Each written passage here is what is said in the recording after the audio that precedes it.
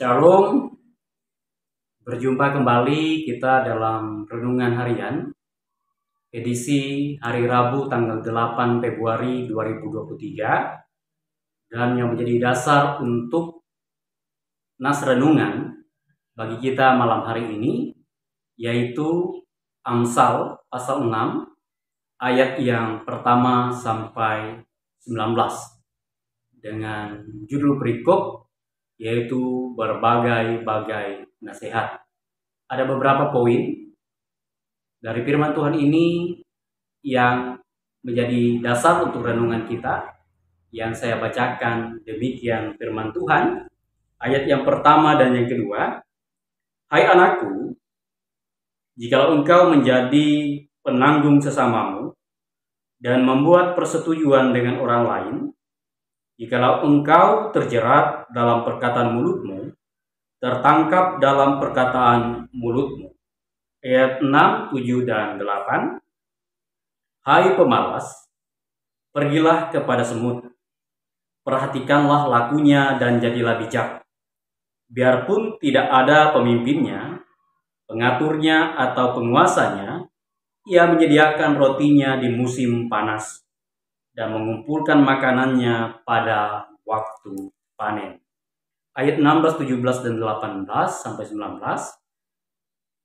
6 perkara ini yang dibenci Tuhan, bahkan 7 perkara yang menjadi kekejian bagi hatinya: mata sombong, lidah dusta, tangan yang menumpahkan darah orang yang tidak bersalah, hati yang membuat rencana-rencana yang jahat, kaki yang segera lari menuju kejahatan, seseorang saksi dusta yang menyembur-nyemburkan kebohongan, dan yang menimbulkan pertengkaran saudara.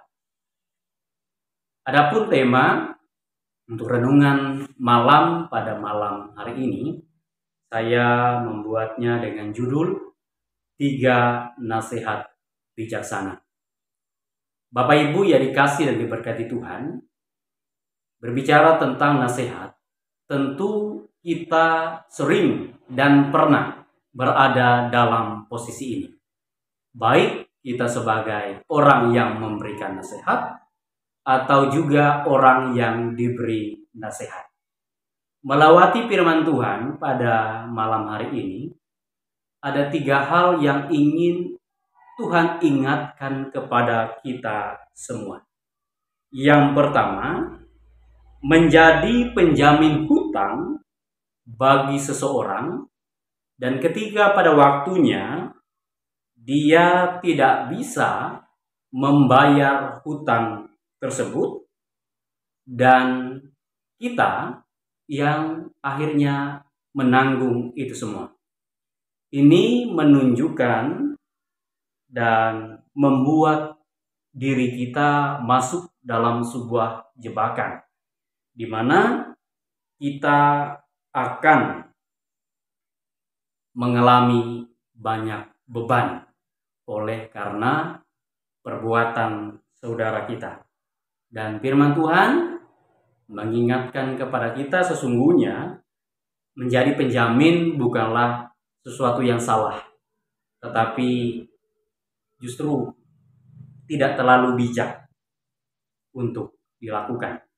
Yang kedua, bagi kita semua, kita diingatkan juga supaya kita mau belajar kepada semut.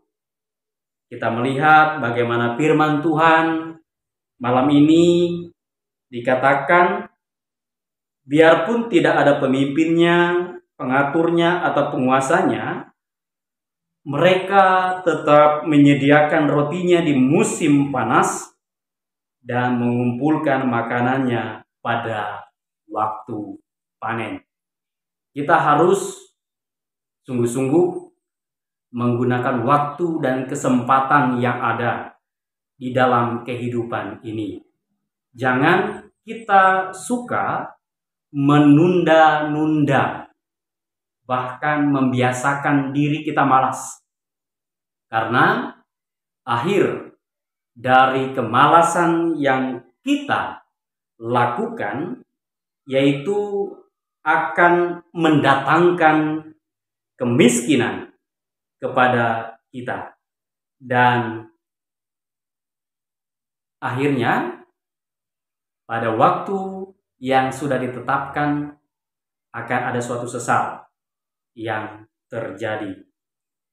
Hal yang ketiga yang boleh kita lihat dan kita terima dari firman Tuhan ini, bahwa orang yang selalu membawa pertengkaran adalah orang yang tidak berguna dan jahat. Kita tahu bahwa Tuhan paling benci dengan orang yang suka membawa pertikaian dan pertengkaran. Dan dikatakan dalam ayat 15, itulah sebabnya ia ditimpa kebinasaan dengan tiba-tiba, sesaat saja ia diremukan tanpa dapat dipulihkan lagi.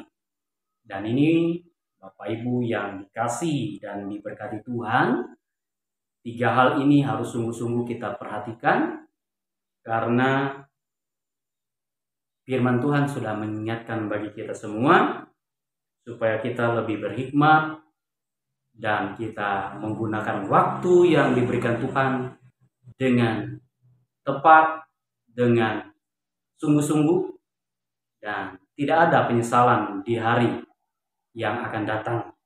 Yang ketiga, mari kita hadir menjadi seorang pembawa damai, sebagaimana Tuhan yang kita sembah dan kita muliakan di dalam Yesus Kristus adalah Sang Raja Damai. Tuhan Yesus memberkati firman-Nya dan kita semua. Amin. Mari kita bersatu hati di dalam doa.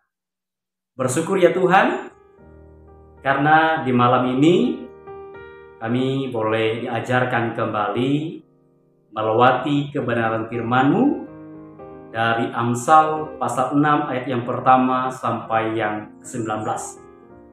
Biarlah 3 hal yang diajarkan oleh Tuhan ini itu sungguh-sungguh boleh kami renungkan dalam kehidupan kami masing-masing, supaya hikmat dan kebijaksanaan menggunakan waktu dengan efektif dan membawa suasana damai dalam setiap keberadaan hidup kami, itulah yang menjadi gaya hidup kami. Terima kasih Bapa, inilah kami semua. Hanya di dalam anak-Mu Tuhan Yesus Kristus kami berdoa. Amin. Selamat malam. Sampai berjumpa di renungan berikutnya. Tuhan Yesus memberkati kita. Shalom.